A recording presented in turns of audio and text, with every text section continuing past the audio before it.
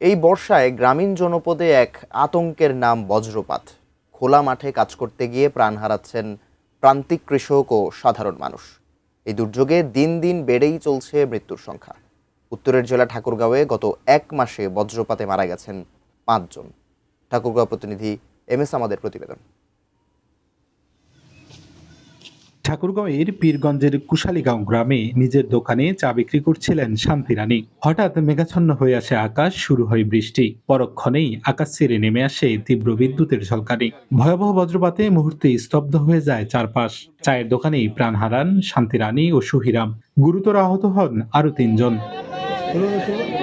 একই দিন বিকেলে বাড়ির ঘরে জানালার পাশে দাঁড়িয়ে মোবাইলে কথা বলার সময় বজ্রপাতে মারা যান উপজেলার সেলুয়া ডাঙ্গিবস্তি এলাকার রুনা আক্তার। আমার বর্মা এখানে আছিল আর বাকি একজন এখানে আছিল, তারপর 2 জন ওখানে। কিছুক্ষণ পরে এমন বিদ্যুতের মতো চমকা একবারে, আমি কান বইরা লাগা গেছিল। আমার একটা দাদা দেখছে এখানে, তো ওরা 5-6 জন উল্টে পড়ে গেছে। এর আগে গত 15 জুলাই বাড়ির পাশে পাট খেতে কাজ করার সময় বজ্রপাতে মারা যান সদরের জামালপুর ইউনিয়নের গণেশপাড়া গ্রামের আনোয়ার প্রভু ও তার ছেলে নিমাই। বজ্রপাতে মনে করেন যে একজনের ওনার ছেলের মাথায় পড়ছে, মাথার পড়ার পর ওনার বাবা মনে করেন যে ওই কাদার মধ্যে হয়ে গেছে, চোখের সামনে দুই বেড়াই পড়ে গেল।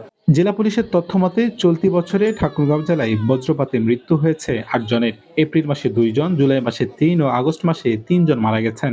অল্প সময়ের ব্যবধানে বজ্রপাতে এত প্রাণহানির ঘটনায় বাড়ছে উদ্বেগ। যখন কোনো জায়গায় বজ্রপাতের সম্ভাবনা দেখা দেয়, অর্থাৎ বৃষ্টি হচ্ছে বা ঘন কালো মেঘ জমেছে, তা আপনারা খোলা মাঠে সাধারণত থাকবেন না।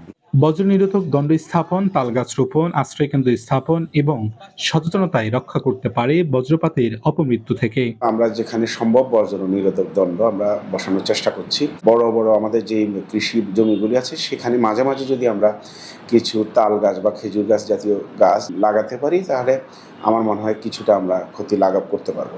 বজ্রপাতের সময় খোলা মাঠে, গাছের নিচে কিংবা জানালার পাশে অবস্থান না করে ভবনের ভিতরে নিরাপদ আশ্রয় নিন, পরামর্শ বিশেষজ্ঞদের।